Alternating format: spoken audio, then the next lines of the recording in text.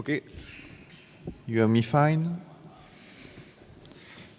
So welcome everyone, thanks for coming to this workshop. So we are a group of people, I will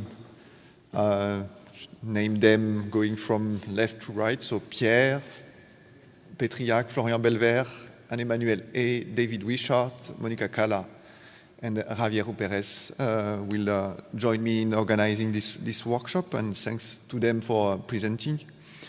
So to jump into the workshop directly, the idea we had is that now metabolomics is more and more done by facilities and infrastructures, and it's a specific work to lead or manage an infrastructure. And we all encountered some pitfalls and challenges, and we would like to share with you what we faced, and if it can help you in setting up your own facility or grasping some ideas and discussing with us about that. So that's really about sharing our experience on facility management and highlight the potential pitfalls and maybe give some small advice, hopefully, to help you. So we will address a series of topics. I will list them just after. And after each topic, we're going to have a quick question and answer session so we can discuss all together. So here are the 7 topics we would like to discuss with you today. So the first one is about accessing the service. I'm not going to go into the details, but it's just to give you an overview about that. Then how we deal with the data and the information system that is required, especially when you have several facilities working together. The quality management, which is more and more often required and which ensure that we are providing good services. One of the key is to assess how is your facility going, and that's where indicators are important. The training of young staff, but also training people outside of the facility to use metabolomics. And one specific question that we have, especially together with David, for instance, is sometimes you have infrastructures which are gathering several facilities, and it's raising also new challenges. And finally, the technology transfer and the spin-off creation, and that's one of our aim is also to share that with companies and creating companies out of infrastructures. So we were going to start with a quick presentation of our facilities. So we are here with 4 facilities presenting. Just to give you an idea about where we come from and what we are doing. Really the idea is not to sell what we do, is really to share with you the experience. So it's really to give you just a quick overview. So it will be just 1 slide per facility. So I'm going to start since I have the mic. So I'm representing MetaboHUB, which is the French national infrastructure. So we started in 2013. And in France, we have this, the ministry is designing a roadmap for infrastructures, which is good. And so we are on this roadmap. As I said earlier, sorry, it doesn't work, but we have 6 nodes around France, and we have to organize all these things and 16 facilities. So it's quite of a challenge to organize that. As you see, it's a large setup in terms of NMR and MS, and we have around 150 scientists working on the facility, so it's in the infrastructure. So it's a large infrastructure to maintain, but it's providing access to biologists and really, and I think that those who are leading facilities realize that we have to find this balance between service and method development, and it's not always easy. But yeah, we provide metabolomics and also fluxomics services.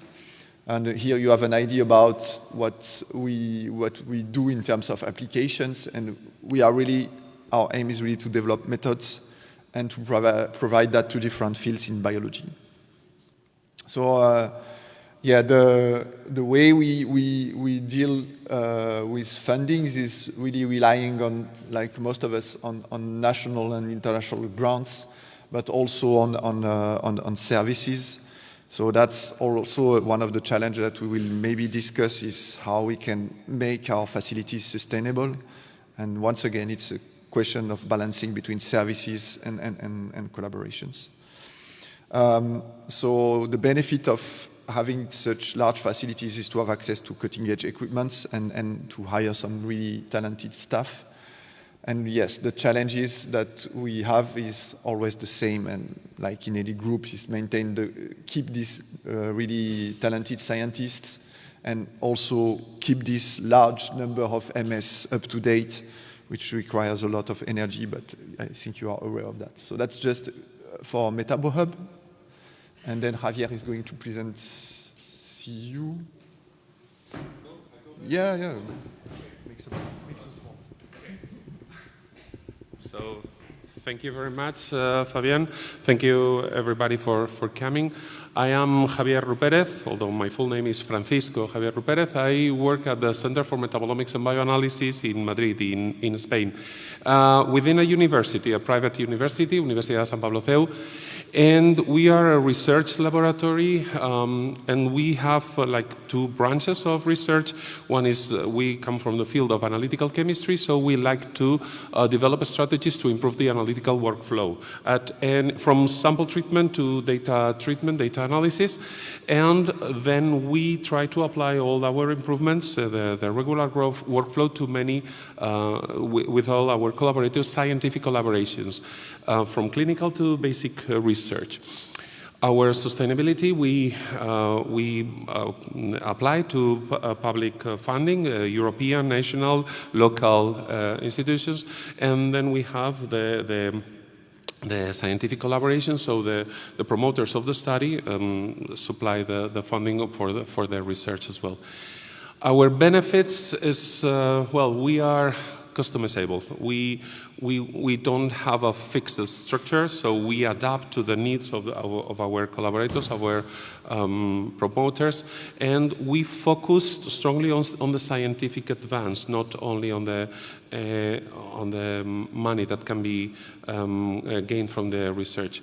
And other of our benefits is the international networking of the so-called CEMBIOers, that I see some of them here in the audience. So people that come to our laboratory, make their own research, make their own studies, and they fly elsewhere to make their own early and then consolidated science career. Our challenge, it can be in the same place as our benefits. The core stability, even though we have a high people turnover, many people come, many people leave, so we have to keep our projects going with a lot of visiting scholars.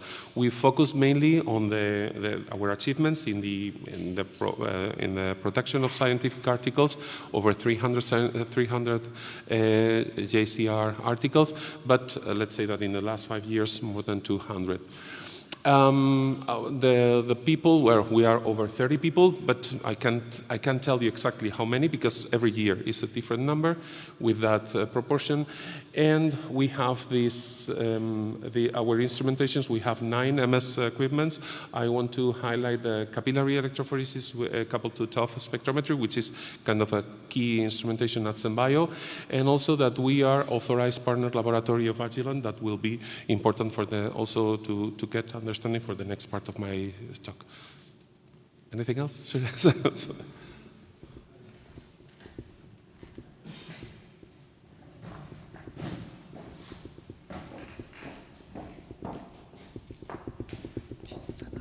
So, good morning to everyone. I'm Cala, and I'm the head of the Metabolomics core facility, Metcore, in Colombia. So, it's my pleasure to introduce our facility. Metcore is the first metabolomics center in Colombia, and one also the first in Latin America. And our facility was established in July 2019, and is part of the Universidad de los Andes, also known as UniAndes, which is located in Bogotá, Colombia. We have a platform based on mass spectrometry, laboratory. And in our facility, we conduct research, we provide specialized services, and also training in metabolite analysis. We apply metabolomics mainly in biomedical application, bioprospection, and foods. And our institution, our university is a private institution, so our sustainability must to be covered by services and also by projects. So the financial management, the effective resources management, and also the institutional impact are the key indicators that we always measure. Having a facility in Latin America has great benefits, like has access and also provide access to many researchers in Latin America and especially in Colombia. And of course, have the optimization of resources in our region is really important and enhance interdisciplinary research. However, in our region, we face several challenges in doing research and even more for a facility. And in my opinion, the most critical ones are the service time, because we have up 3 month delays for supplies and instrumentation. And this is a common time for the import process. And we also have it's a challenge, the service cost, because we pay more expensive for our products due to the taxes and also due to the importation process. And sustainability can be challenging because in our region, and especially in Colombia, is different in each country in Latin America. We have low investment for research. So that's it.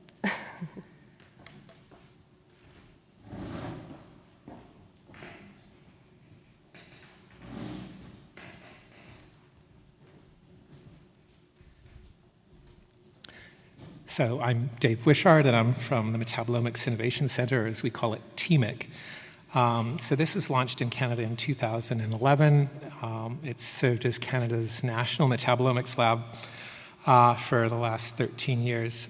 So it has a lot of applications in biomedical, agriculture, environmental applications.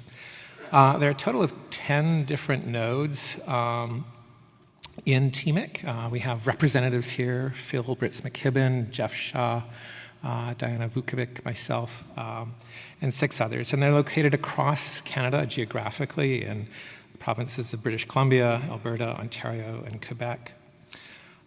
There's about $37 million worth of equipment covering around 35 mass spectrometers, NMR spectrometers, and various equipment for sample prep. And we handle about 30,000 samples a year. Most of our operating budget comes through service revenue, so about $4.5 million. About $1 million comes from government support. So we're roughly at a 80 or 90% level of self-funding right now. TMIC does both targeted and untargeted metabolomics. It says 40 plus assays. It's actually now up to about 60 assays. A number of them are ISO approved. And this is something we'll talk a little bit more about, standards. The expectation in Canada and in most of the North American core facilities is that they are expected to be self-funded after about 10 years of support. So our goal is to be self-sustaining by 2029.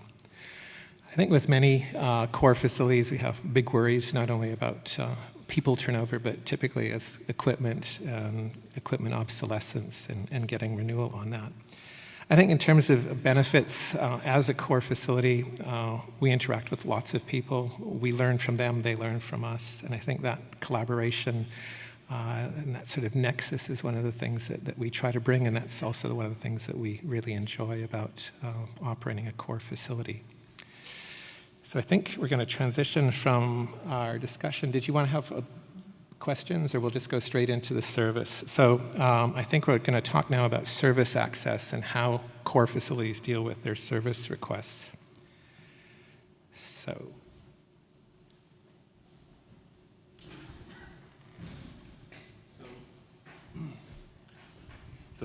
Our service access, I can say, is quite direct, so you can email us or access through the webpage, or if you know me as one of the IPs or any of the other IPs, as Antonio Garcia here in the audience, another, you can email directly to us, and then We do the process, the project selection.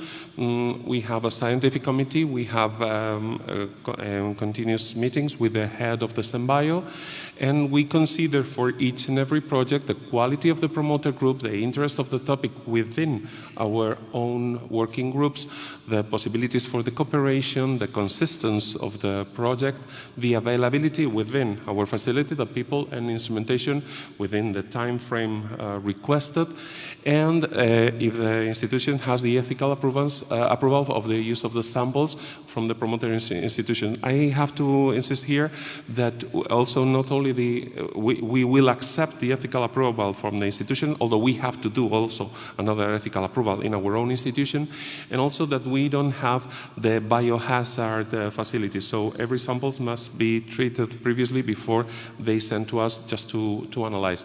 The process for contracting the projects is an ad hoc process. Each and every institution has their own bureaucracy to do that, and so we try to adapt and customize our process to the promoter institution, and the following up of the projects is also an ad hoc follow-up, because each and every project must have at least one senior researcher, one of the core researchers of the CEMBIO, and is also in charge of one junior researcher within the CEMBIO. So every following up must be customized to the project itself.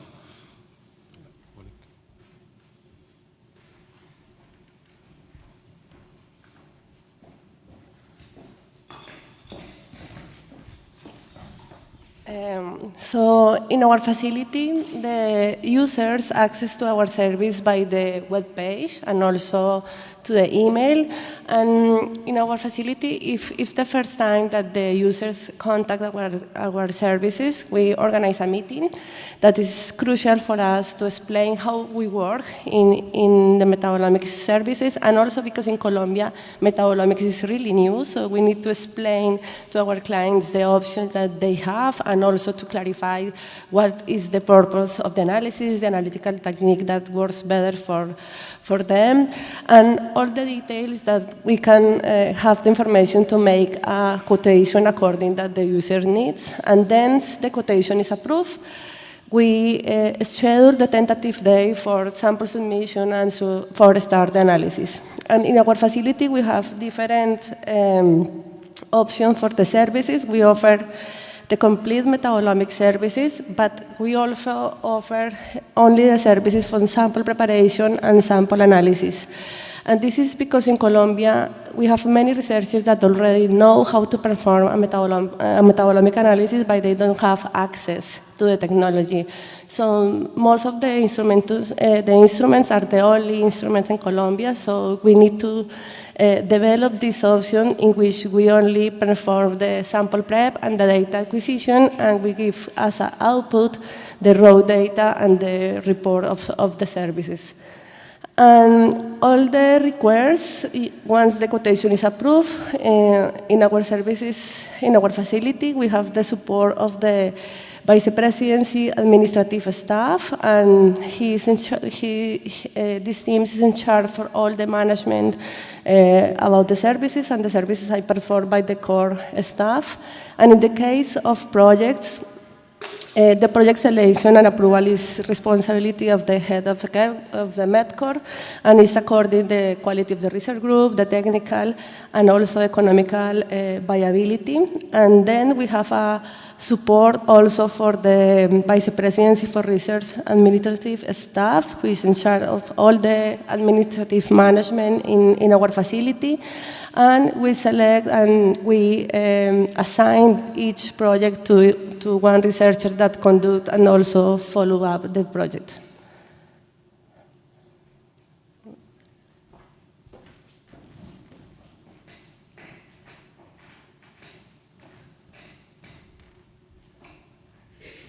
So we're getting lots of exercise up here. So with regard to TMIC in Canada, we have a central administrative node, which allows people to directly contact the facility through the website, and then you can also connect by phone or email or Zoom.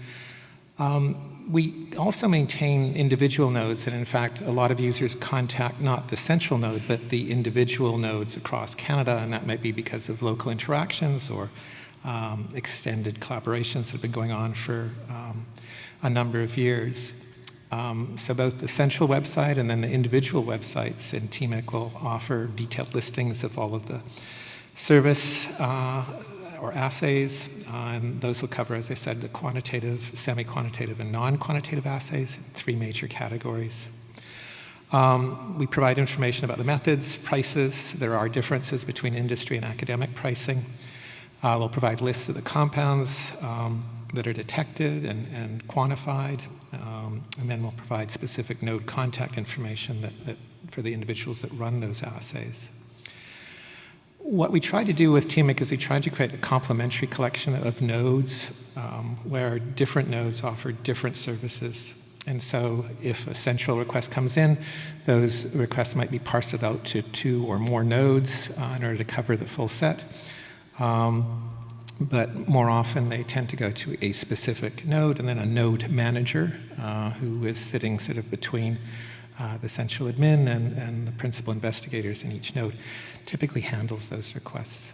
We provide a lot of hyperlinks to some of the web-enabled databases and web servers like HMDB and MetaboAnalyst that direct people to some of the TMIC activities. So we've used our data resources as a way of reaching out to the community. Typically, if a request is received, if the essential node, a decision is made about which node is most suited for the project. If a request is made to a specific node, then that individual node manager will handle it. We don't really have a strong filter. We'll take projects with as few as 1 or 2 samples. We'll obviously deal with projects that have 5 or 10,000 samples. The hope is that, and a mandate from us is to serve everyone. There's a follow-on contact through the node manager. They go through discussions about scope of work, timelines, experimental design. We create what's called a statement of work. In essence, it's a contract that's between the user and TMIC that outlines all of these details. And then we move all of that information from the statement of work into a laboratory information management system, which you guys will hear more about, and some of the other nodes. But this is key. Almost all core facilities will have some kind of lab information management system. Ours is web-based, so it allows all of the different nodes to do web-based project tracking, has contact information, status of the progress of the project, delivery times or issues that come up. And so users can actually log into the LIN system, sort of the way that if you want to do package tracking for FedEx or UPS, same thing can be done with the TMIC LIMS. Once the project's completed, they're invoiced. We have about 90 days to pay up. If there are larger contracts, larger projects, there's usually a 50% payment about halfway through the project, and then completion of payment when the project is completed. So I think we have now some MetaboHUB.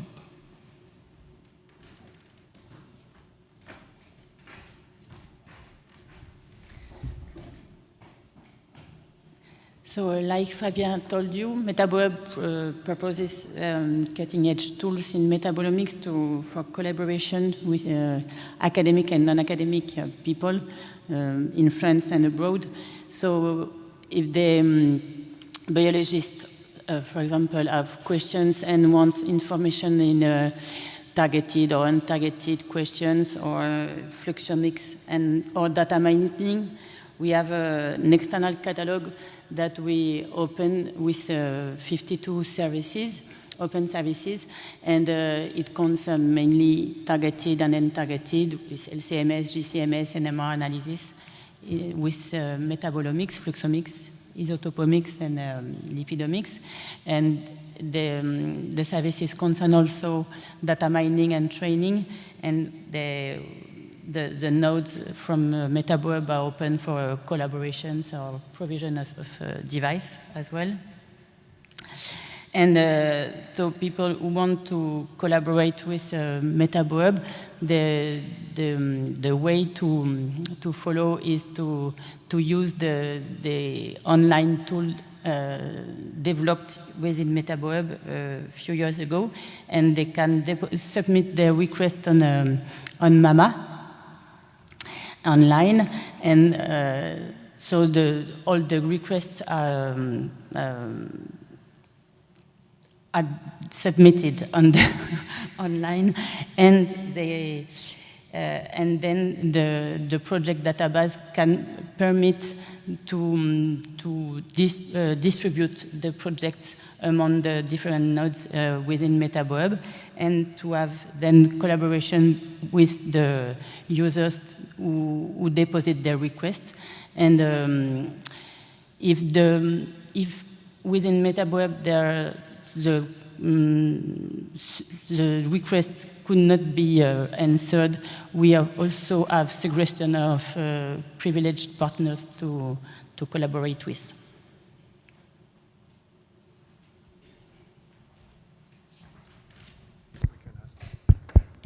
So yeah, we have. So that's just to give you an idea about how we deal with the service access. If you have any questions or remarks, feel free to ask, or suggestions. We are welcoming suggestions also, or experience to share about that. Not necessary. Yeah, Stefan. Oh. There's no mics, I'll have to shout. Or take that one. Thank you very much also for the overview of how it works in the different facilities. What I haven't seen in many places is the data publication. So when the project ends, the data is handed over to the users, and then it's up to them what they do. Because what I usually think is that the core such facilities, they are in a super powerful position to improve the data publication, because they have everything in-house in standardized ways. And it would be very easy, upon the user says, yes, I want this published, to actually make that happen.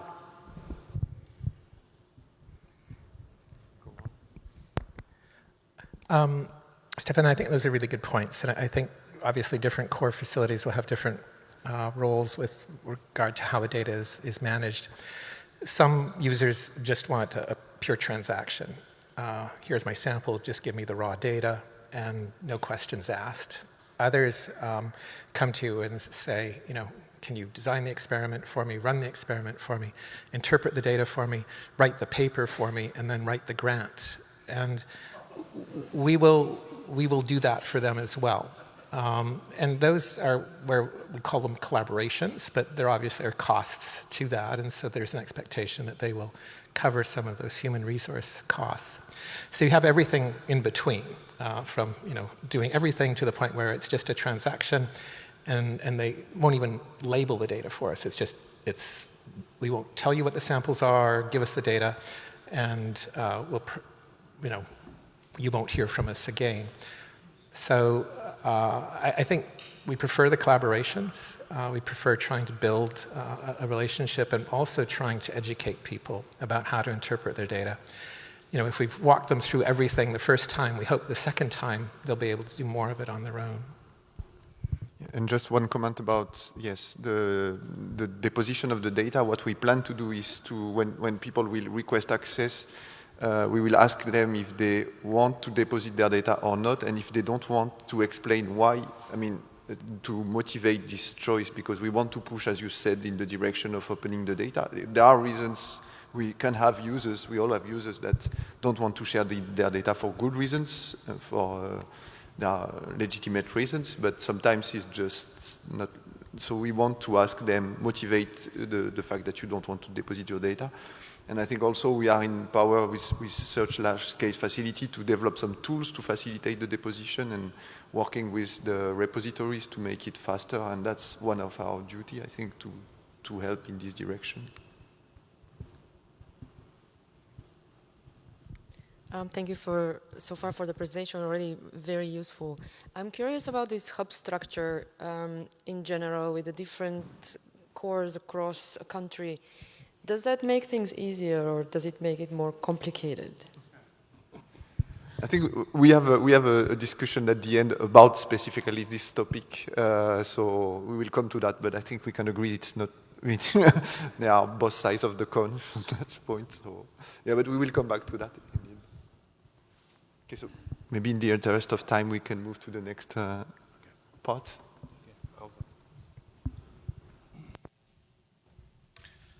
So, well, first of all, I want to acknowledge this slide to Dr. Cala. I really appreciate it, and it's part of the introduction. And as you can see here, the global workflow of metabolomics analysis, but I would like to focus in this topic about this from instrument to results. So we have the analysis, the devices that make the analysis, and then what do we do with the data? So there is the data here, there are information, and I'm not going to talk about the information provided by the promoters. I'm going to talk about the information which is generated into our facilities. So there are basic principles about this information. In fact, they are not related to, not specifically related to metabolomics information. The information must be accessible, the information must not be available or disclosed to individuals that do not have authorization. The information must be maintained. So with these principles in mind, we started developing a facility. And please let me tell you that this slide is about the history or the story of CEMBIO as it has been in the last years. Maybe do not take pictures of this one because this is what we don't want it to be in the future. Maybe this is how it has been and what we have to change. Of course, you can take a picture if you want, but don't make the same mistakes as we did. The point is that our instruments have computers, and the computers have folders with the information. So the information must be transferred to the place where the information is processed. For many reasons, I'm not going to go deep into details, we do not recommend that you process the data in the same computer that has generated the data. So the information must be transferred. How do we transfer this? Well, we started in fact, in 2009, when we started, we had just one single equipment. So we moved our instruments, our files with just with a copy-paste system. With an external drive, we moved our files, and I don't have, yeah, here, you see so this is how we started. As soon we discovered that this was not efficient enough, so we created a central repository. Oh, sorry, I don't know if you see the red point there, maybe it's not too. This central repository system, then our instruments were connected to this central repository and our personal computers were connected to this central repository. So do you see the hand with the folder? Now we started to create a substructure of folders and files between 2, 3, or even 4 times, so the same data was copied in different places if we included also the USB external drive. And this data had to be processed. How is the processing? Well, we always keep the raw data and we generate a processed data. So there is data, and this is enlarging. So in our experience, a typical 100 samples or injection analysis study can lead from 20 to 100 gigabytes. This is raw information. I mean, it's completely dependent on if we work with a GC single quad or we work with a ion mobility. The different. This is completely dependent on the platform. But also we add the 30-50 gigabytes of the processing of the data. So what was the problem that we faced at this point? First of all, the redundancy. We had the same information copied, paste in different places. So it's a problem of managing this amount of information, but in the end, which is the valid information. And also with one important informatic issue, that if you copy paste with a Windows, as we use, there is no process of checksum. So the integrity of the data is not validated in this process. So there is a problem of data corruption and also the integrity of the data. So we faced the problem that at some point we didn't know where was the valid data, including also the security, because who has access to the data? We were not worried about cyber attacks in this point. It never was the issue, but every user had access to the data, and just by mistake, a delete, pressing the delete key could erase our data without any real intention, but it was a problem. It was a problem that we didn't have, but we were worried that we could have. So we have moved recently, and this is currently going on. This is what we want to do, and this is what I want to talk about. What is the process, the new workflow that we are implementing right now? It's based on a vendor solution. It's the Agilent Open Lab, which is based on a server connected to the repository. And this server manages the workflow for the information. So the devices, the machines, the tools, the MS, they generate the information, and it is automatically transferred to the server with an import scheduler. So at planned times, the paths, the folders, they are scanned, and when there is new information, it is transferred to the system and checksum, so it is tested and validated, and once it is in the safe place, it is removed from the acquisition system. So there is no trash in the data system. All the information has been moved to the Open Lab. The Open Lab works with a structure defined by the administrator, and we are implementing a project-based structure with access only to the person that the responsible of the project allows. So only the researchers involved in that project have access to the folders of the project. And then the information must be processed out of the server, so it has to be transferred to the personal computers. And again, once the researcher has finished generating the processed information, then the import scheduler works again, and it updates the information in the server. So the information is now removed from the personal computer and updated in the server, which now gives us the possibility that there is no redundancy. All the information is stored once in a safe way.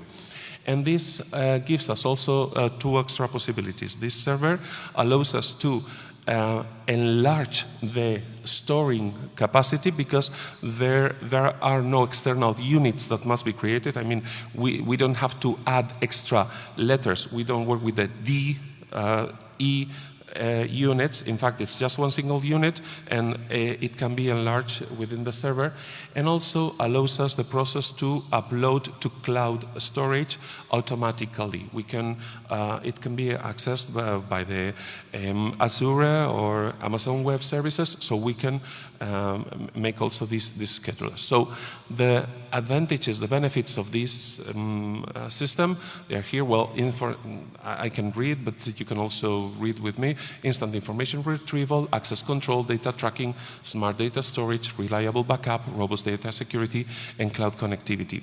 So, in fact, my take-home message of this topic is the information. We are in the big data world, so we have moved. Our first device could have 2 terabytes. Now we are in 80 terabytes stored, and we have to deal with that with the principles of the security, integrity, and the access of information, maintaining also, if one promoter only wants the data and no questions asked, here's what you are, but if they want to get involved in the scientific, we must keep security of this research.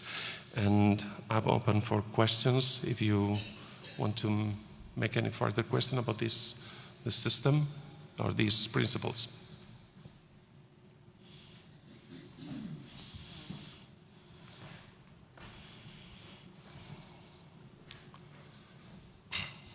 Thanks for this very nice overview here. I think an important question may arise because, yeah, you are like all on the Agilent, so you have a very nice scale effect and some solution. But if we imagine that we need to integrate a different instrument or a different workflow in this setting, so what would be your solution to this? You are mentioning to the different. This solution is Agilent, but it's not for Agilent. First of all, so you can integrate. Yes. It's something related to the data paths. So the importer scheduler will scan your computers, and you will have stated this folder, this folder, this folder, this folder. They are going to be replicated in the server, and they have to be scanned and updated. But if you work with Thermo, that works with Thermo. That's not. It's not for because the server does not make the processing. That has to be in the personal computer. So just the server is to guarantee the structure of the data. So it's an Agilent solution, but it's not for Agilent instrumentation. Okay? Sorry, just on that. My understanding was that at the moment, OpenLab can't handle mass spec data generated from other instruments. That's what the 813 came through and told us. You're asking about when the scheduler starts doing. The OpenLab server, the Agilent, it won't accept mass spec data from other instruments at the moment, other than Agilent. I know that for other sorts of systems that it may. But it's the same. In fact, the Agilent, the Open Labs is not for MS instrumentation. It works for any kind of instruments. I mean, if you worked, I don't know, in a journal and you have videos and you have, it could work as well. It's just a data path explorer, and it gives you the opportunity to upload any type of file. But it's not, I will insist on this, it's not for the processing of the data. It's not for, there are solutions, I don't know, if you work with XCMS and you want to do the data binning, you can do it. It's not, and you have, I don't know, Thermo, Orbitrap, and you have your raw data, your Q-exactive data, you can work with them and then upload the information with that. So the server is not for the, it's not vendor, it's not instrument associated. Thank you. Do any of the other labs, do you use the same sort of system?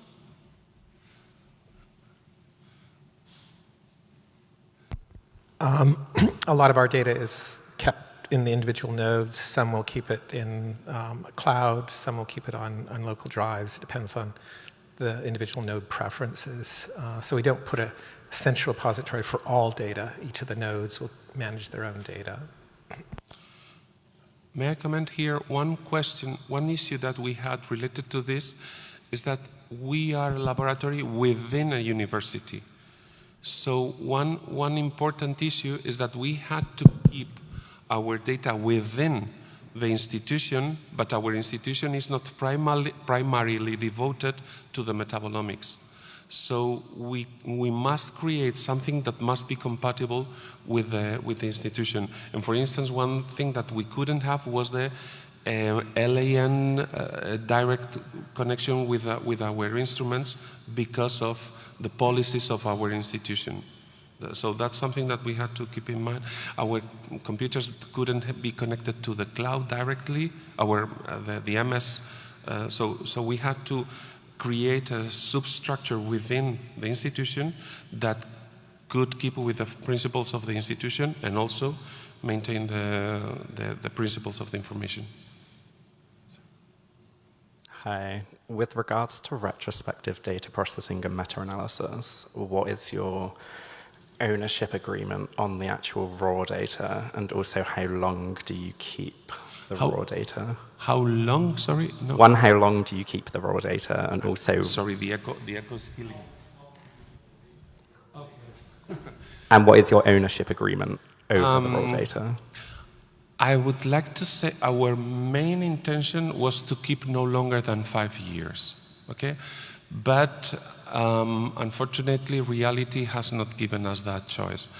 We are facing the fact that we have to keep data for longer, especially in the field of the open access, because we also put our primary data in repositories.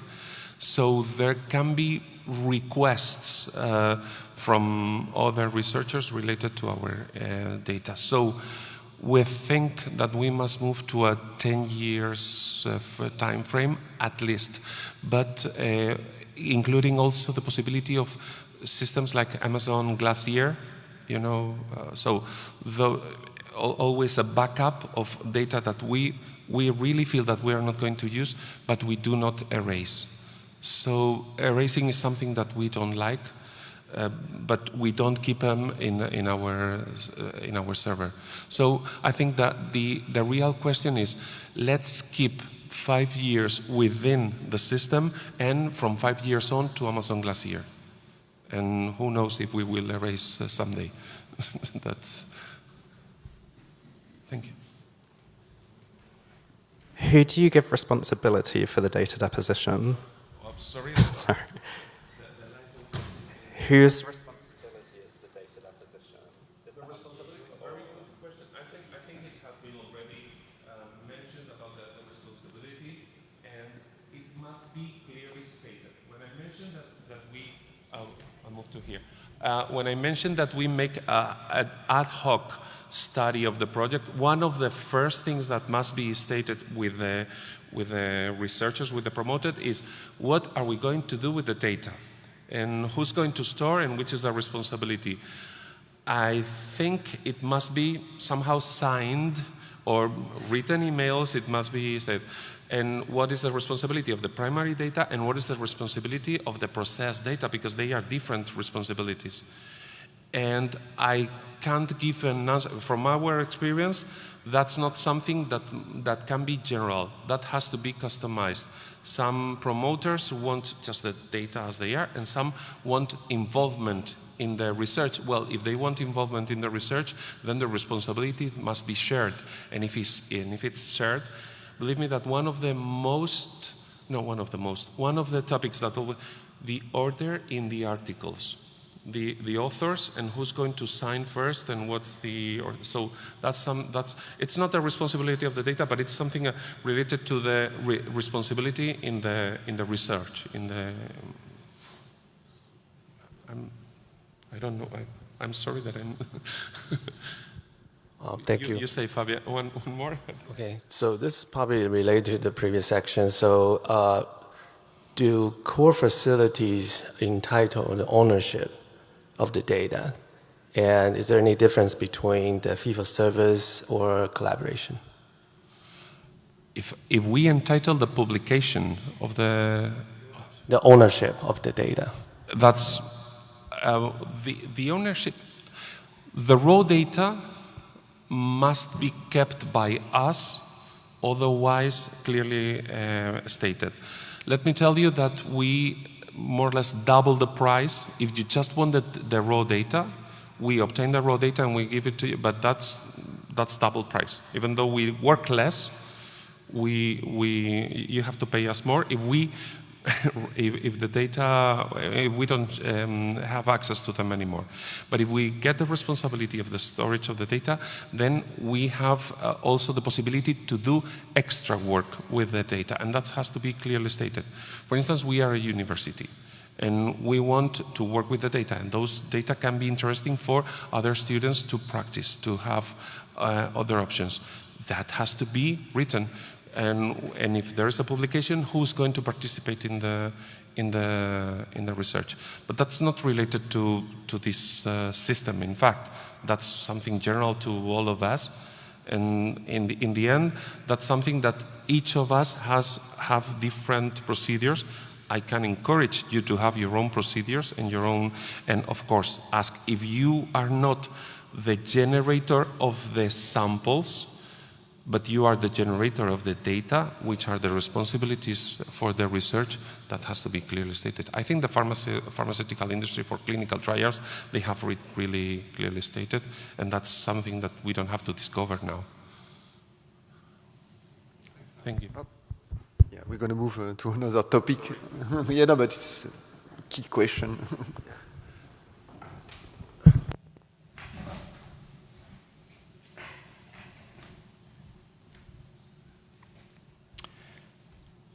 So we're going to shift now to quality management and international standards, or the ISO International Standards Organization. So whether it's a core facility for metabolomics, genomics, proteomics, any omics field, or any delivery service in lab science, people want something that's timely and consistent and high quality. With more mature fields, most core facilities, genome, genetic sequencing facilities, use what's called a quality management system, or QMS, and a lot of them are also becoming ISO certified to meet those quality needs. ISO has a variety of protocols. There's either best practices, so many of you may have seen big banners on corporate warehouses saying ISO 9001 certified, or those are basically best practices. It's not unlike good laboratory practice. Then higher up the hierarchy are standards, and these are contractual requirements that have to be verified by an external party. Those are related to things like ISO 17025 or 15189.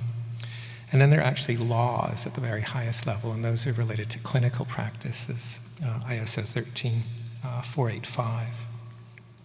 In terms of the terms that we use, quality management systems can be thought of sort of as a big Venn diagram. So quality management is the big circle. And that's how you manage quality. That's how a large lab or a core facility will manage what's being done within the lab. At the very bottom of that hierarchy is the quality control, and that's what most of us think about. And that's the testing, the documentation, validation, running repeated samples, and tracking what your CVs are and other performance things. Quality assurance is sitting in between those, and that's really the set of processes and actions to meet the quality control testing and other quality needs. So this set of outlines these two different hierarchies. Within our own labs at TMIC, we've had to become ISO 9001 because we produce or manufacture some things, kits of some kind. And that's just something that you can do to any organization. And it just builds protocols or SOPs. It allows you to document things better. It helps people train and understand elements of quality management. If you're a reference lab or a calibration lab, which a lot of metabolomics studies have to largely do, that's an ISO 17025. And this one requires both management and technical competency and training. Methods have to be validated. Lab data has to be consistently tested. Equipment has to be monitored and tested. A little higher than ISO 17025 is 15189, and that's typically done for medical testing. And what you have to handle above 17025 is some sample validation. So within TMIC, each of the nodes will handle their quality management differently. It's up to the node, it's up to the leader, and to their node manager.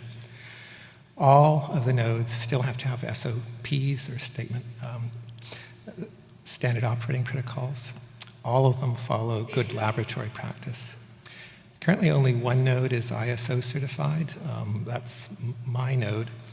And then at least one other will be certified later this year, and I'm hoping that more will follow. So we've been ISO 17025 and 13184 certified over the last 3 years. We've recently hired a clinical coordinator, and so we're hoping to become CLIA CAP certified in late 2024. When we first started this process, we had to hire an external consultant. It was quite expensive.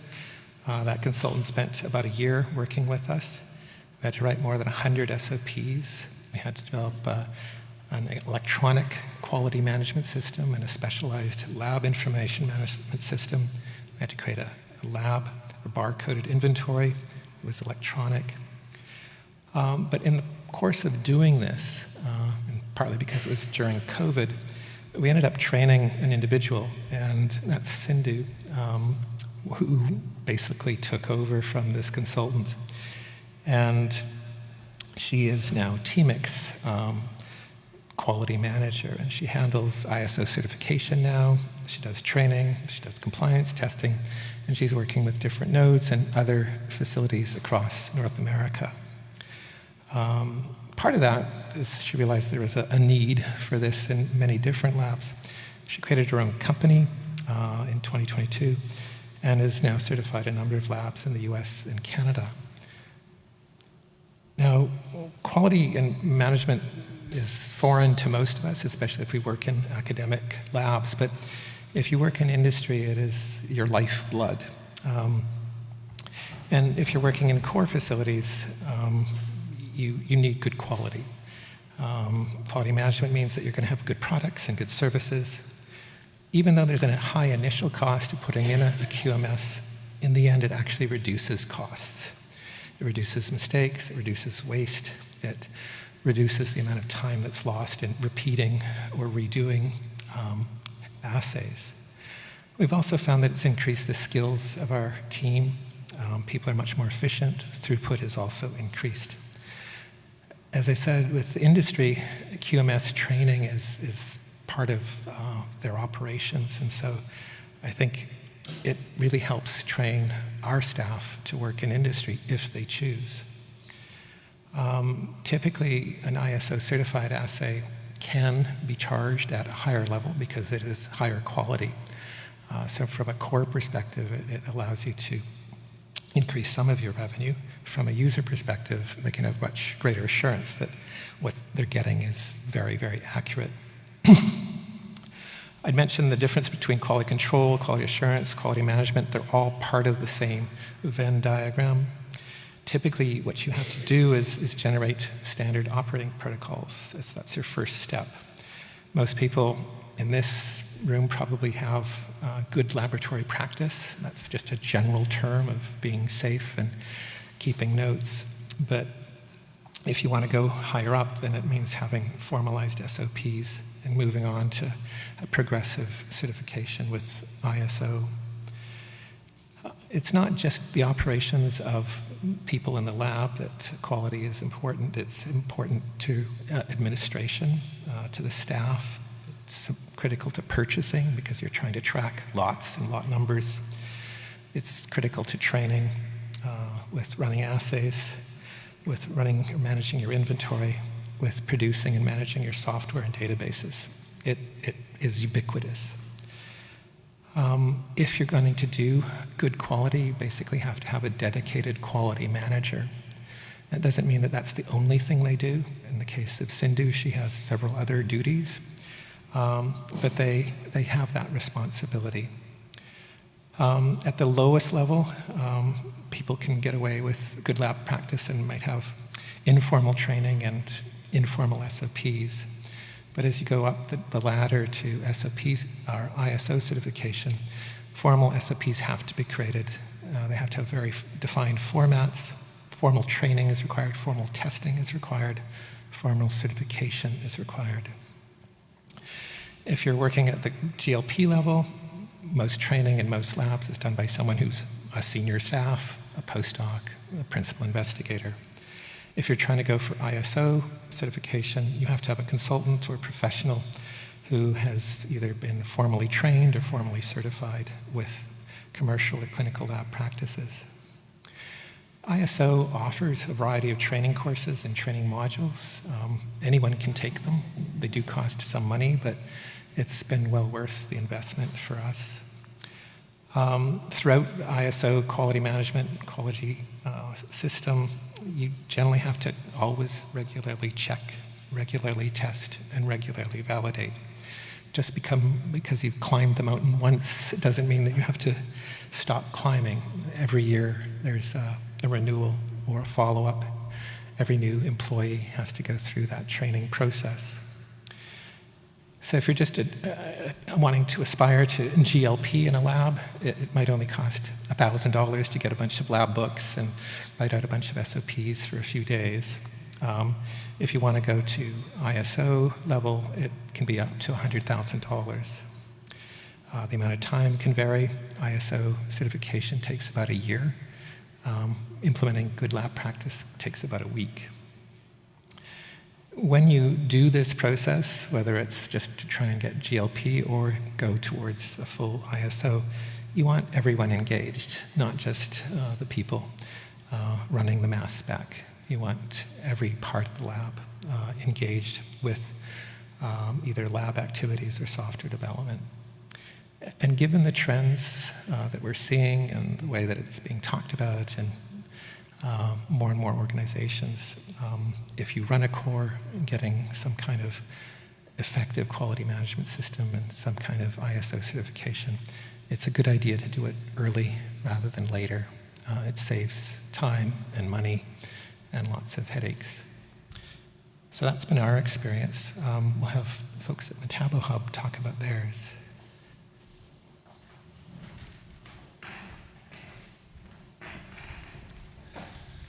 Thanks. A few words after David. In France, we have a upper layer of ISO 9001, which is called NFX 50900, and is specifically for research facilities. And the main topic is to have the management board responsibility with 3 items, which is a strategy, scientific policy, and to look and to follow the innovation, the resource for the strategy and for the development. The second item is a strategy and scientific and quality objective. And we have some key performance indicator, and we can follow that all over the years. And the last thing is to monitoring and to have benchmarking and to assure all this item. So the big difference between NFX 50900 and ISO 9001 is that we include research and development, and we can follow all the development. And of course, we do also the things of the ISO 9001. Another thing, and the last ISO is ISO 14001, which is focused on environmental management system and is very helpful to implement and to monitor eco-responsibility on platform. And we want to deploy all this system. For instance, we don't have this in MetaboHUB, but we are deploying this system because we have big objective of eco-responsibilities in our facilities. And our objective is to minimize our carbon footprinting. So we need to reduce all the things. We want to provide for customer and for user the carbon cost for all the analysis which we perform in the facilities. And we want to decimate also best practice for all the different communities. So for that, we have 3 axes. The first one is to perform annual greenhouse gas review. So we perform that since 2022.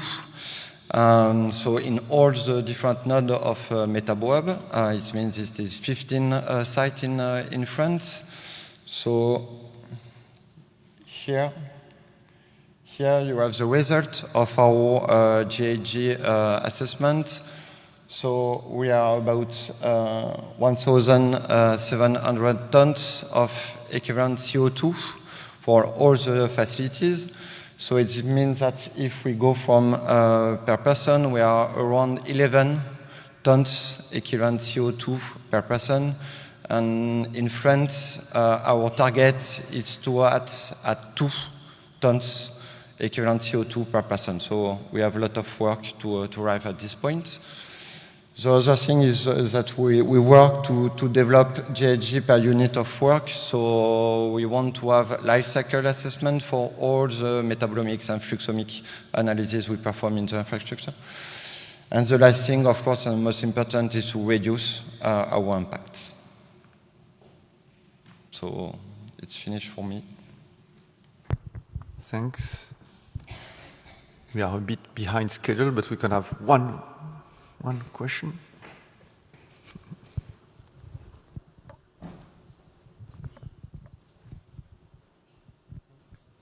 ISO 17025 offers flexible scope accreditation, but only is it flexible? If you could hold the microphone a little further away because it's echoing a lot. Sorry. ISO 1725 offers flexible scope accreditation. In the US, does CLIA and CAP also offer flexible scope? So 17025 is not really for a clinic, it's for a reference lab. So once you go to CLIA, Canadian and European equivalent is 15189. So CLIA for, and I think you're asking about flexible scope. I think all of them have some flexibility, and it depends on the lab, it depends on their offerings, and a lot of that's a function of the evaluator or examining group, and there's sort of a negotiation or discussion. When they evaluate you, they'll say, these are things you should look into. Then just like a refereed report or paper, you can say, I agree with this, I disagree with that, and there's a bit of negotiation, and so that's where it evolves. Eventually people reach an agreement and everyone's happy on both sides. So I'd say there's flexibility in that scope. And typically, the flexible scope accreditation in Europe is offered after like 10 years to then be able to just, apply different matrices or add in analytes without revalidation. Do you have a similar time frame before it becomes fully flexible? I'm not aware of that 10-year structure in Europe. So I don't know. At least for us, we just have to do renewals every 2 years, and that's about as far as I know, at least with the North American. All right. Thank you. Okay.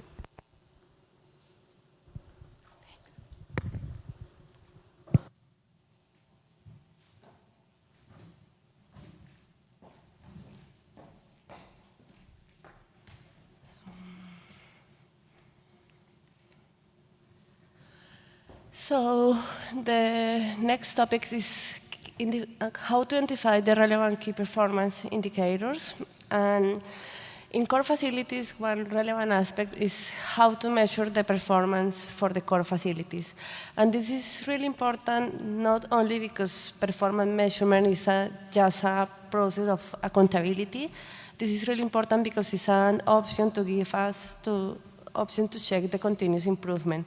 So it's crucial to understand how well the core facilities are working, so in that way we can make decisions to improve the core facilities' productivity, efficiency, and also the innovation. But how can we measure the core facility performance? So if we think in a simplified definition for a core facilities, we can say that core facilities are research laboratories that operate as a small business. And is within in a facility and a small company, one common way to measure the performance in a company is by setting up the key performance indicators or KPIs. For core facilities in particular, there are some reports and some papers that show us how to measure the facilities performance and what is important to measure in a facility performance.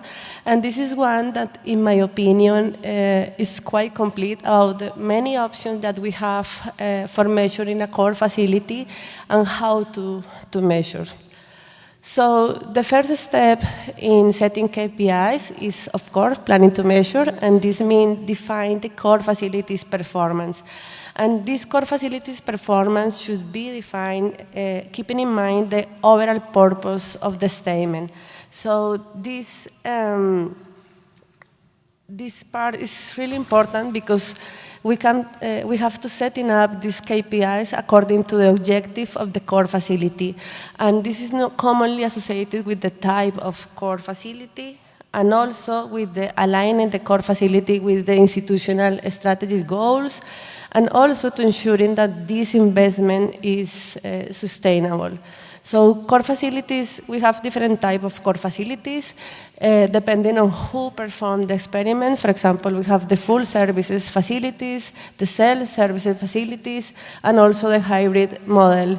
In the case of full services facilities, the facility staff perform the experiments, and in the option with or without data analysis. And we also have the self-service facilities, and in this case, the staff of core facilities provide and maintain the infrastructure, and the users have access to the equipment, to training, and also to advice. And we can have the hybrid mode in which the facilities experiments are running by the core facilities staff, but also by the users. So KPIs should be different in each case. For example, in our facilities, a full facility services, and we have some KPIs, but in our university, we have other facility, like the microscopy facility, which is a self-service facility, and the users are who perform all the experiments, and they have different metrics for these facilities. So this is crucial because each facility has some goals, and each goal has different standard and metrics to measure. So the common administrative tool to evaluate the performance in a core facility is the annual report. And here is a lot of information about the annual report, but it's a summary that many papers suggest and recommend to include in these annual reports. So the first suggested topic in annual report is the general management, and this includes to perform a SWOT analysis about the strengths, weakness, opportunity, and also trends in the current year. And this gives us all the information to planning the research and the business plan for the next year. Of course, the financial management, which include the budget planning to the next year, and also to evaluate the incomes, expenses, revenues, and in some course, the grants submitted, and also the grants that are awarded. And this is different for each core facility. As I mentioned before, in our case, we must be sustainable by services and by projects. So this financial management is one of the most crucial KPIs, but we have other institutions that have funding from the institution and works in different way. Other important topic is research and all the training in the technical staff. So this means the technical expertise, the professional development from our core analysts, and also the staff publications.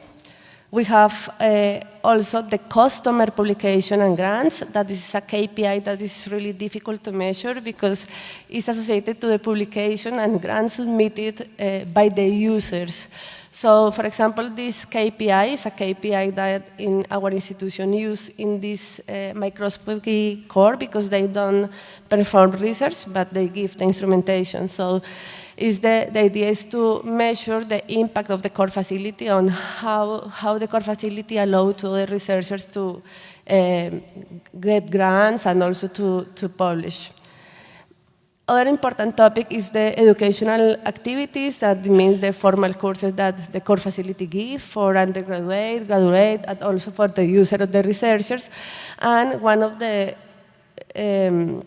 that is really important is the customer base and satisfaction, because we need to measure the size and also how the users are working with our services and if it's okay or not. So here is an example about the key KPIs that we measure in our facility.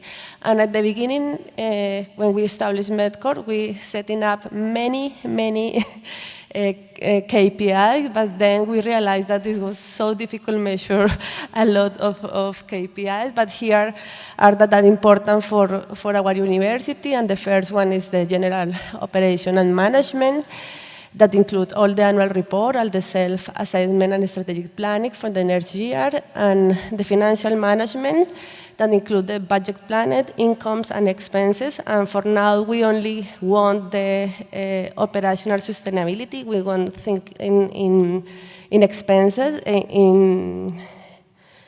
And the other one is the institutional impact, that is the publication by the staff, the participation in conference, academical activities, the training that we give in our country, and also the number of different projects that we have, because for us, for example, it's really important to know the impact of the core facility in Colombia, because it's my way and my tool to ask to the university to invest in more instrumentation. And we have other KPIs, that is the effective resource administration, that is staff, equipment capacity, because they give an idea about other type of new services. We have some instrument that we use less, and we can improve our services using this machine. Other point is staff evaluation, and here we measure the performance that we evaluate our lab analysts, for example, the training that they have, the participation that they have in conference, customers and satisfaction, and communication, that this is updated our website and portfolio and social media. And we can set in some score criterion, and each year we set our goals with some numbers, for example, I don't know, 20 publications, how many grants we want to apply, and then we scoring each KPI with some criteria that this is weak, good, very good, excellent, or outstanding, and so they give an idea about the performance of the core facility. And among all these KPIs, for example, the central administration in our institution, they only are looking for the first one, because they want to know if the core is sustainable and if the core have an impact in the country and in the region. So here are some conclusions about this topic, that is, measuring the performance in the metabolomics core facilities require a strategic approach. We need to focus on relevant indicators that truly reflect the operational, financial, and scientific performance. And implementing this measurement system and also sharing best practice, we can enhance our core facility performance. And from my personal experience, that my main advice is don't overcomplicate with metrics. Metrics are really important, but we need to avoid use many indicators and focus on the few indicators that we have all the information that we need to evaluate our performance. And I'm happy to answer any question that you may have.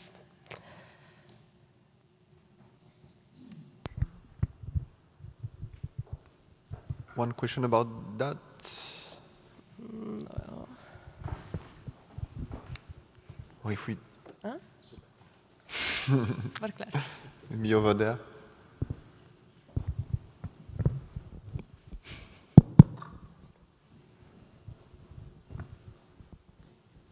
Okay, we are checking these KPI indicators, and how do we know we are good or not at the end? Okay, so your question is how can measure this, all the information? So we have different options. We have different, in my personal experience, because I know it's different for each core, but we need to develop some systems to collect all the information. So for us, we decide which are the KPIs that are important, and we have a template when we are each month put all the information. So for example, we added each time that apply a grant, we collect this information, each time that we have I don't know, a publication, we are collecting this in a custom tool that they develop for us using Python. So we are collecting this information because it's a lot of information. And at the beginning, the first year, to be honest, was Monica at the end of the year trying to collect all the information and organize the report, but then we developed a tool to organize all this information. From the financial part, we receive each month all the reports about incomes, expenses, and this guide us about how is the performance of the core facility, if we are near to the sustainability or not. So we need to develop some tool to collect in real time as is possible this information, because it's a lot.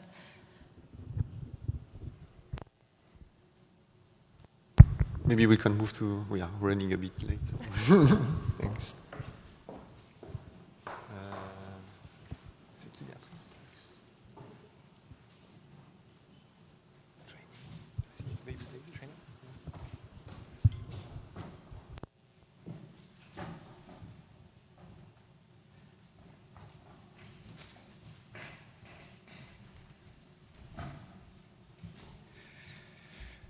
So we're going to talk a little bit more about another topic, which is training. And really it's about training the next generation of metabolomics scientists.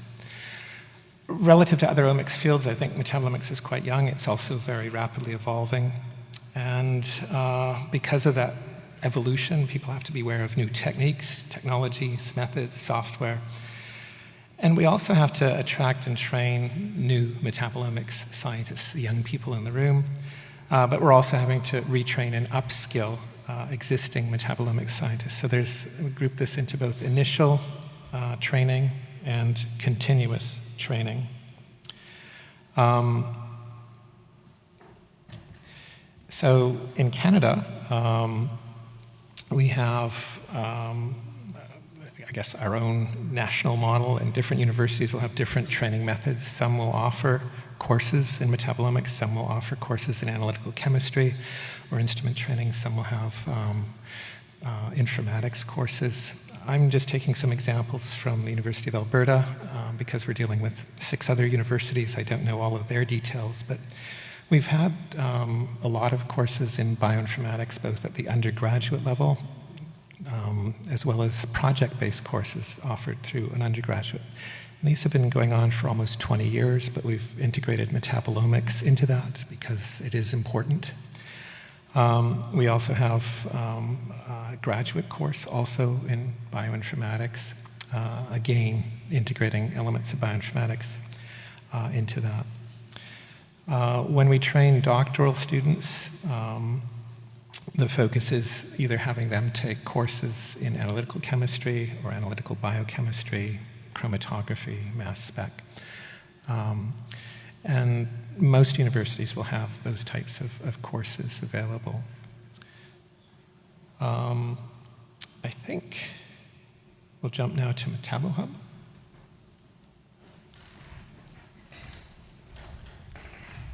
So in France, we also provide some trainings, initial trainings for undergrads, grads, and master students in like lectures, tutorial, practical session from level 3 to master 2 levels. And they can benefit from high-end infrastructure resources. For example, 2 examples here, there's a master program in Bordeaux focusing on agronomy with dedicated tracks on plant metabolomics, but also an international track, which is, you see the picture here, between Japan, Taiwan, and France, where we train people in metabolomics and omics in general. And in Toulouse, another example, more focused on structural and functional biochemistry. In terms of doctoral training, we provide workshops on general aspects of metabolomics, fluxomics, lipidomics also, but flux modeling and chemometrics. And in the scheme of the French-speaking network in metabolomics and fluxomics, we want to provide distant learning to initiate sharing of distant learning courses with experts that can provide lectures remotely on specific fields, approaches, and tools. David?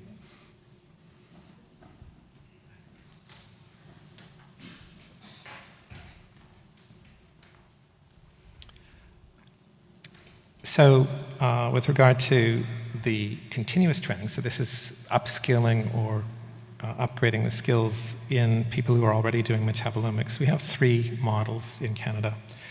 One is offered through something called the Canadian Bioinformatics Workshop. It's been around since actually 1999. In 2011, we started offering metabolomics course. Jeff Shaw and myself have been teaching that for now almost 13 years. And we introduce people to how to use the software for metabolomics, and a lot of that's been developed, the software like MetaboAnalyst or HMDB and other tools, were actually developed in TMIC. So those workshops have been co-sponsored by the two organizations, CBW and TMIC. They're open to anyone. We get people from all over the world registering. We've started introducing a hands-on course. It started this year. We've been working in Spain. We've been working in, or will be working in Mexico. We've had labs also in Canada. And these are smaller numbers of students, and this is where they're actually working with mass spectrometers. We're usually using triple quad or Q-trap type systems. We teach them how to use some of the kits that we've developed, how to use some of the software that's been developed for those kits for targeted quantitative metabolomics. Separately, we have something called a research hotel. And this is essentially a sabbatical, if you want, for people either in graduate studies, postdocs, and professors. They're semi-subsidized stays where people can stay for as short as a week, for some cases as long as a year. And they have hands-on training in the techniques, software databases that TMIC uses. Some people will conduct their own research. Others will actually show up and say, what should I do? And we'll give them a project. It's been a vehicle for developing collaborations. It's been a vehicle for people to learn and upgrade their skills. The process is typically they will pay for their room and board or travel, but we provide them with free access to the instruments, to the facilities, to the training, to space, to computers, and everything else they need. And this has been very successful. It's been going on for now 10 years, and we have more than 120 trainees from 15 different countries that have come through the program. So I think all three programs have been very effective for continuous training. So now we'll go to MetaboHUB. So in France, we also provide a variety of lifelong learning opportunities. For example, I've made a MOOC for massive online open courses called Use Metabo. So it's open since 2018 with around a bit less than 400 users per year. It involves 18 structures, including 15 universities. And in the scheme of MetaboHUB and also in link with the RFMF, the French-speaking network, we would like to provide two more MOOCs, one on fluxomics and the other one on lipidomics. Besides, we can do summer schools. So there was a joint summer school between Germany and France in 2021, which was focused on plant metabolomics in the context of global change, called Climate Metabolomics. And we would like to provide more summer schools which are application-based, for example, for biomedical researchers or annotation of plant metabolome and so on. And finally, we provide also external training, like schools, workshops, as training weeks. For example, we have W4E, which is performed every year since 2014. All the tools developed by MetaboHUB with one-to-one specific training, or let's say smaller sessions like MetExplore, NMR ProcFlow if you work with NMR, or PeakForest. So any questions regarding trainings?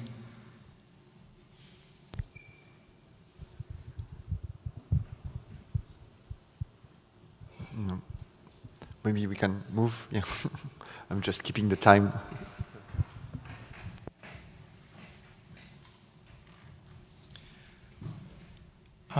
I think this is the section that was going to address a question that was posed earlier about how do you deal with multi-site infrastructures.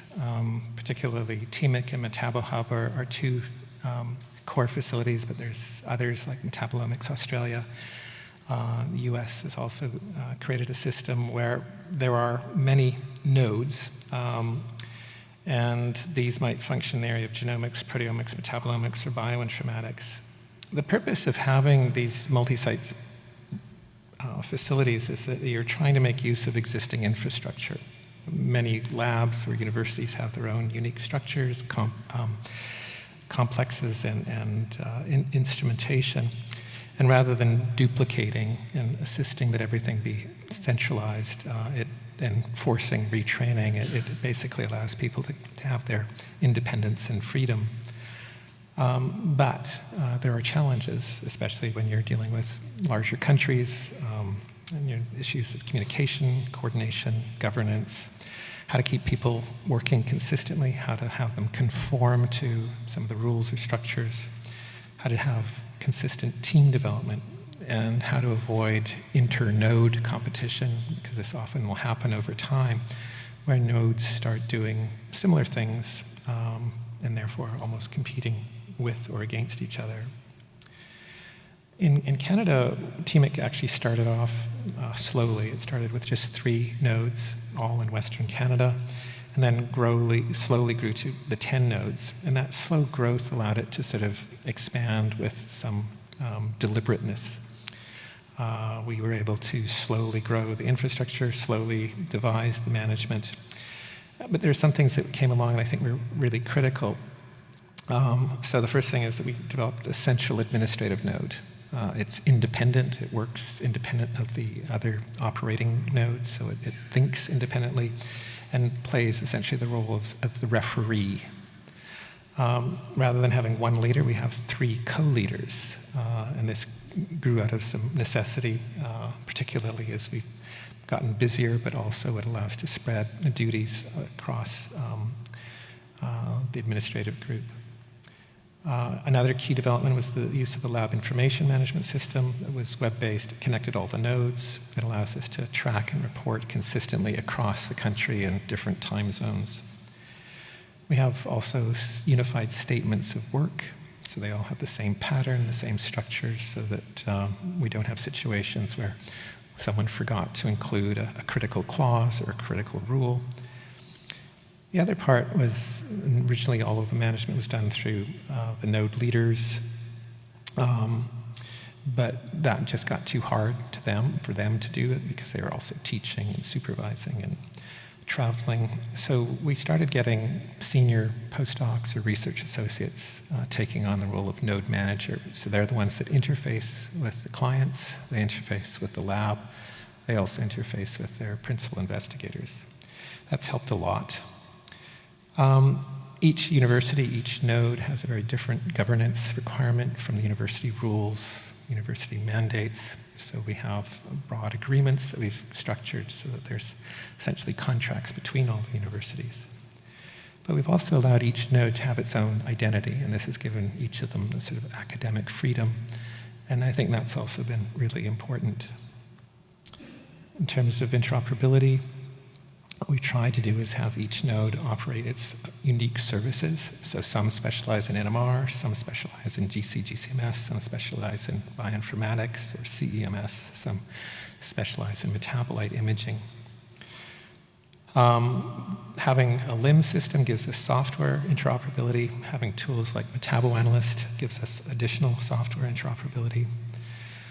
In some cases, some of the nodes have acquired identical instrumentation, and this has led to some nodes wanting to have identical services.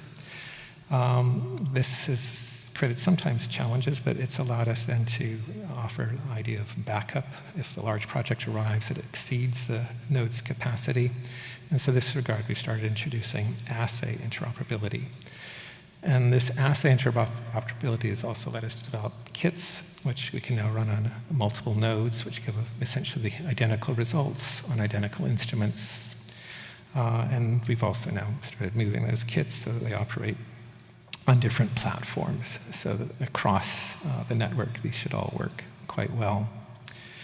So that's how TMIC has been approaching interoperability. Then we'll talk about MetaboHUB.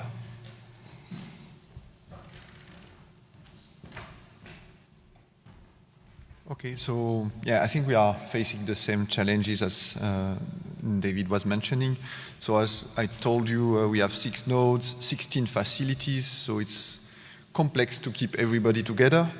And really the aim of having national infrastructure is really to develop things that could not be developed by one facility, and that's really where we show the added value of having a network of nodes. So in that context, the challenge is clearly about how we can coordinate the developments, and we can ensure that the data produced and the SOPs are coordinated, and there are also some logistic questions behind that, and how we can ship the samples and things like that.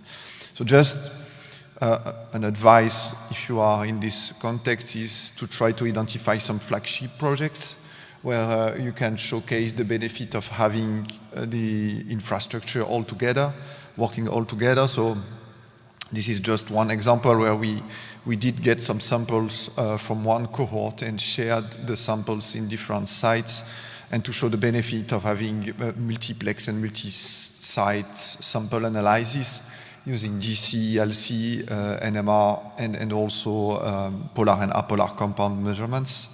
And really, it showed that we can really add some value to a study.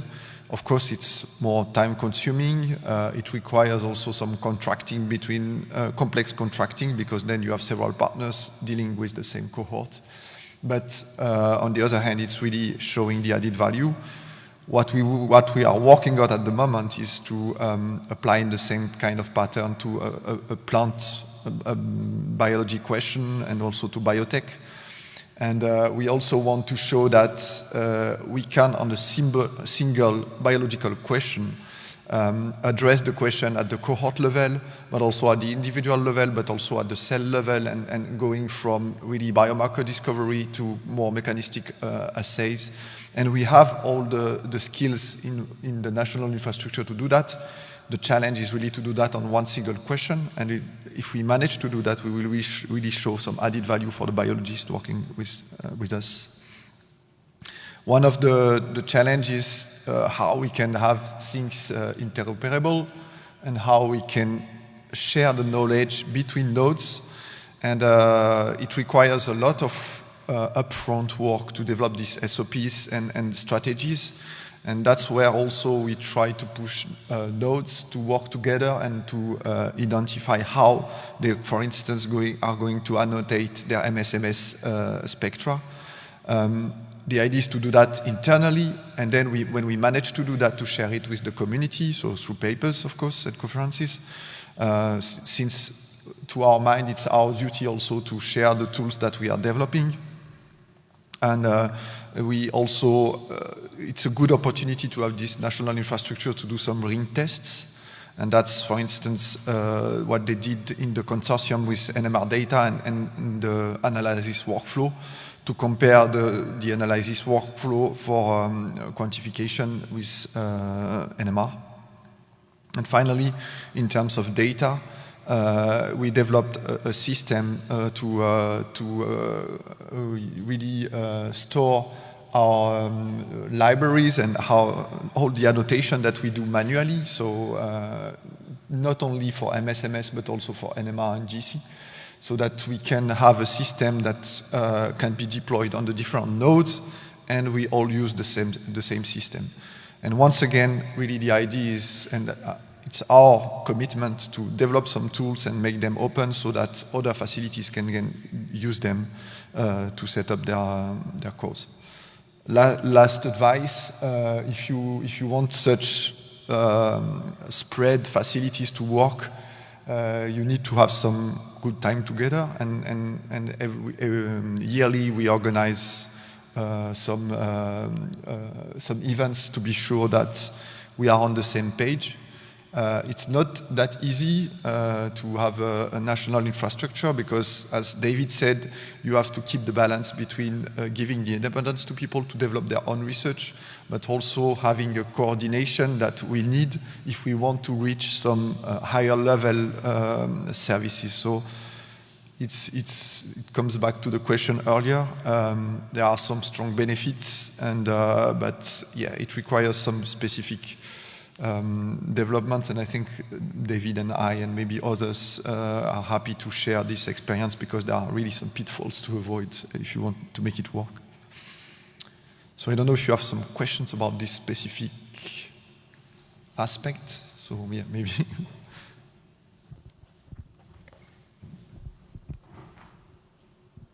Hi. When different nodes are offering the same assay, have you encountered differing overheads of the institutes, and how does that affect pricing? So you're saying different facilities offering the same assay? But sometimes institutes have different overheads. So different has that overheads. been encountered? Because then it Yeah. causes problems with pricing. Yeah, so that's sometimes challenging, and ultimately people end up usually going for the cheaper one. And but because at least in our system, each node has developed its own identity.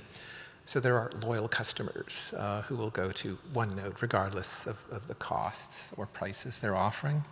Others do it because of geographical convenience. So if it's just down the hall from you, you'll tend to go from that as opposed to sending it across the country that's 2,000 kilometers away. So that seems to have how things have balanced, even when the same assays are offered. Yeah, I think that's a big challenge, and especially when the people put nodes in competition, and we are not aware of that. So that's why we try to centralize the requests to be sure that they don't go for the cheapest and not only for the one which is the most meaningful in terms of application. And also I think that maybe we propose the same assays, but each node concerning us has specificities in terms of application fields, because they are really close to labs that are doing plants or biotech. And so even if they are doing the same assays, they have this expertise in terms of application that makes a bit the difference and help to choose which one we go for. And also at the moment, I assume that the infrastructures are not functioning as an independent legal entity. So essentially the infrastructures are inherently linked to the institutes legally. Or is there a centralized node that operates as an independent legal entity? Because for example, like the ERIC, like European Research Infrastructure Consortia, they then have legal independence as an entity. So how does it work if you have differing like universities or institutes with different legal mandates? Yeah, that's the complex part, because we always depend about local and national scale. So, but when we set up this kind of infrastructure, there is a contract at the beginning that is signed between all the partners, which defines the way it's gonna work. And that's a pain to prepare, but once you have this contract signed, it helps you in defining these kind of rules. The drawback of that is that you have to make this contract. And for instance, for us, there are 9 partners, 9 institutions, and you have to put them around the table and agree. It takes years, but once you have that, it helps. So in Canada, there's a preference, so they would like some of these core facilities to become not-for-profit corporations, which gives them independence at some level, also from the university. But again, legislation varies from province to province, state to state, and so there's been challenges moving towards that. But that gives you a legal corporate structure, and allows you to actually retain money from year to year, as opposed to some of the other systems, which means you have to spend it all by the end of the year, which means you're broke most of the time. So there are mechanisms, but it differs from country to country, continent to continent. Thanks. Maybe that was... No, it's okay. You got your answers. No other question? So we move to the last part, David, about how we can then transfer that to spin-offs.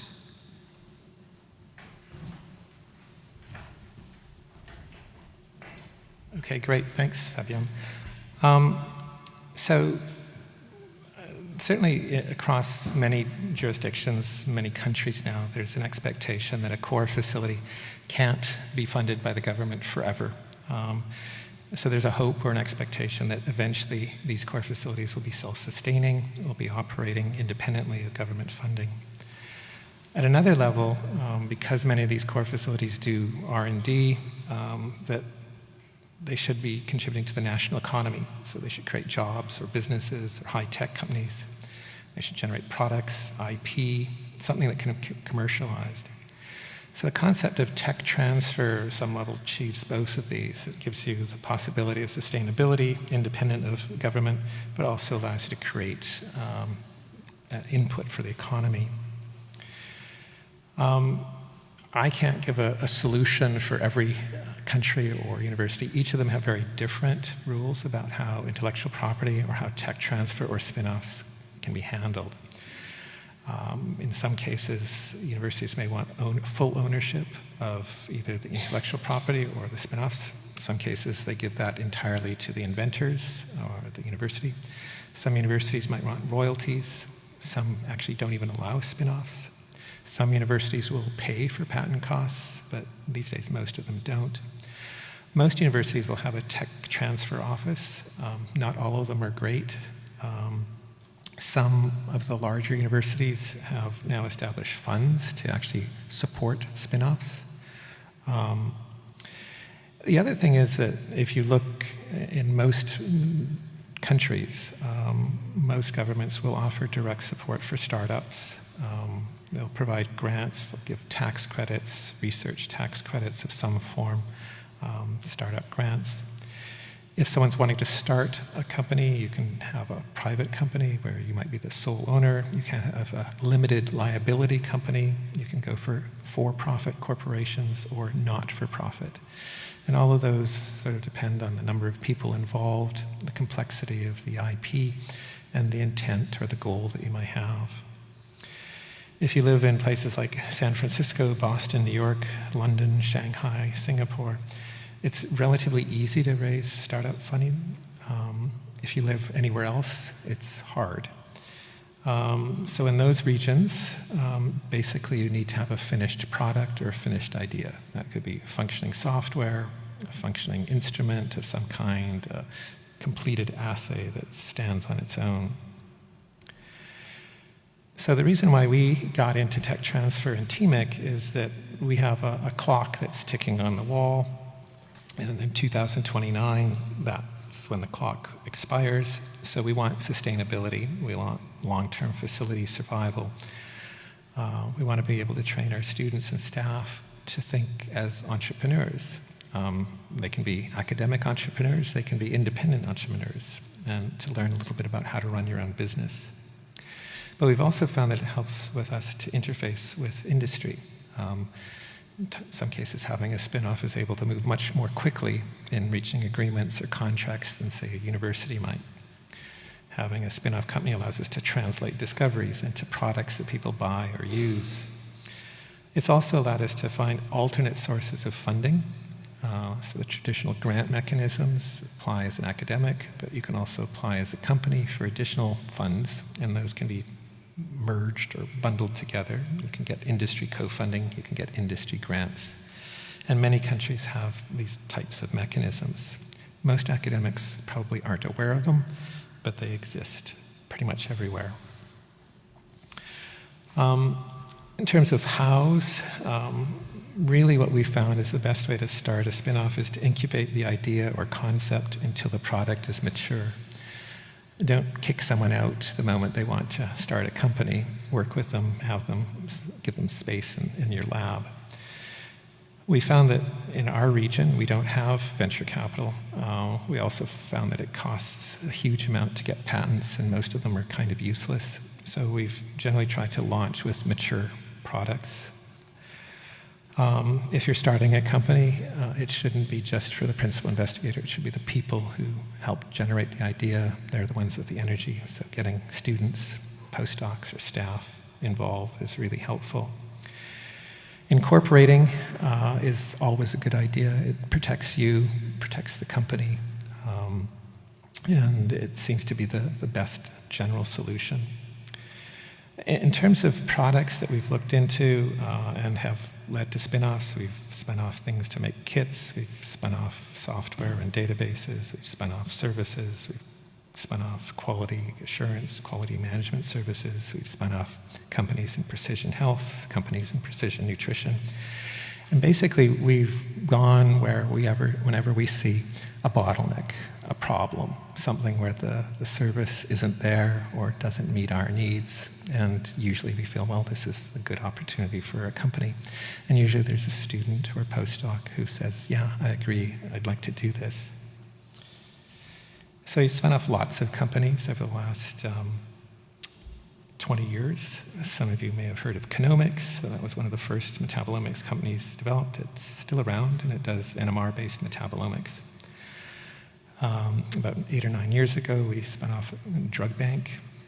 That's grown enormously to about 70 people. A precision health company called Molecular U does multi-omics testing. Trica, which was started about 6 years ago, has robotics and various metabolomics tools.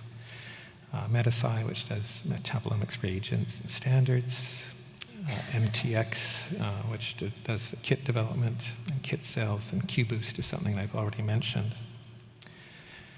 The drug bank is an interesting one because this is a situation where we created a database called Drug Bank in my lab, and it was part of the Human Metabolome project. It was to complement the Human Metabolome database, and it was to cover drugs, because drugs are something you'll see in a lot of metabolomic studies. It was designed to look and behave like the HMDB. We kept on getting requests from drug companies who wanted to license the drug bank, and to us that was just an irritation because we'd have to go in and fill out paperwork, and it was a pain. And the university took a long time to fill out these things, and we were just frustrated. But 2 of the developers of drug bank in my lab realized that maybe there is an opportunity here, and it wasn't just a pain. They could also do a better job if they licensed drug bank from the university. And so they started their own company. So that company's been doubling in size every year. It now has about 70 people, $5 million in recurring revenue. And this is their space that they've designed, and they keep on outgrowing each office every year or 2. So this has been, I think, really successful, but it's an example of how you can take a software idea and something that was really frustrating or an inconvenience, but give students an opportunity to evolve and grow something. I think from Drug Bank we've learned that the idea of incubating ideas and products until they're mature really helps. They were able to start selling licenses to Drug Bank from the moment they started the company. So they had a revenue stream. And that revenue stream allowed them to start, buying office furniture, buying computers, hiring more people. And because we were including students and staff in the spin-off companies, if they ran into trouble, they could always come back to the lab and ask for advice. As with most things, they incorporated, and that's allowed them to both grow, but also to attract external funding. Even though Drug Bank has been growing exponentially, it still grew relatively slowly for the first 3 years, going from 1 to 2 to 4 to 8. That's all pretty manageable. They also grew purely from revenue growth. So sales allowed them to fund what they were doing. So they didn't wait. They didn't wait for venture capital. They didn't wait for government grants. But now that they are mature, they have been able to get venture capital funding. They now get government funding. And in fact, that sort of just builds on success. So that's been the experience for us in terms of technology and spin-offs. And if you have any questions, I could try and answer some.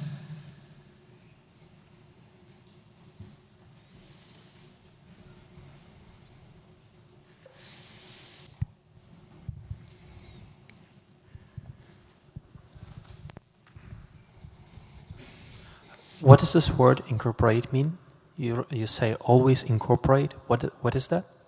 So the legal structure for incorporation is something where you have to create, file something with a lawyer, have it registered. You mean like LLC or limited liability company or? No. So again, this may differ between different continents. So in North America, incorporating is a formal legal process, and there are processes where you have to fill out certain forms, register the company, register the shareholders, allocate shares, and so they can exist as private corporations. The word corp is corpus or body, so it has a legal recognition or a legal entity, and it removes the liability that you as an individual might have. limited liability companies also reduce the liability that you as an owner may have. And so a company can be sued to oblivion, but you don't go bankrupt. Yes? Could you perhaps expand a little bit on the last point, on the funding for this kind of incorporation? So let's say you have the idea, but it does need a bit of boost to be able to work on it. And it's extremely hard to find that from governmental funding or any other similar agency. So what's your solution to that? I see revenue growth, but could you expand a bit? So it really goes back to having a mature product. So a lot of people in San Francisco and Boston have had the experience starting up a company where they can draw a little picture on an envelope and get $5 million. But if you aren't in San Francisco or Boston, you basically have to have a finished product that is working, that has probably been sold to at least 1 or 2 customers, in which you have the capacity to produce more of that product. It's only then which you can start selling it, and you basically do door knocking or connecting and you sell it. And that's the way it works for 99.9% of the world. Unfortunately, I think everyone gives the impression that the rest of the world is just like Boston or San Francisco, where you can draw a picture and get $5 million. So it's really a case where you have to develop your technology internally. This is why I say it's important to incubate in the lab. You often develop a technique, a technology, software, databases, assays to get better and better. And to some extent that's done on the public dollar. And at some level you can just end it by publishing it. Or if someone thinks there's something more useful, you can publish part of it and then spin it out as a company where you take what you've learned and start making it better or more useful. But this transition from an idea to mature product takes a long time. And you often have to think not just about saying, I made it once or it worked once. It's, can you make it work 100 times? Can you make it portable? Can you ship it? Can anyone use it?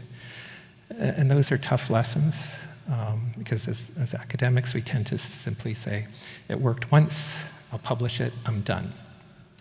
That's not the way that tech transfer works. Thank you very much for your talk. I just have one curious question. I was not able to ask this a while ago about the trainings. How to get like an opportunity for training. For example, if I'm a student and I want to like take a training for one of the courses, is it possible? Thank you. Yeah, well, whether it's... Yeah, regarding MetaboHub, you can use the MAMA online tool to request for training for a specific field, bioinformatics, MS, NMR, and we arrange distant learning, or you can come to a platform, a node, and we provide teaching. And then the same thing with TMIC. All the courses are available online. You can register, and some can be done remotely, or some can be done through attending in person. There's usually a charge, but it's relatively modest. Okay.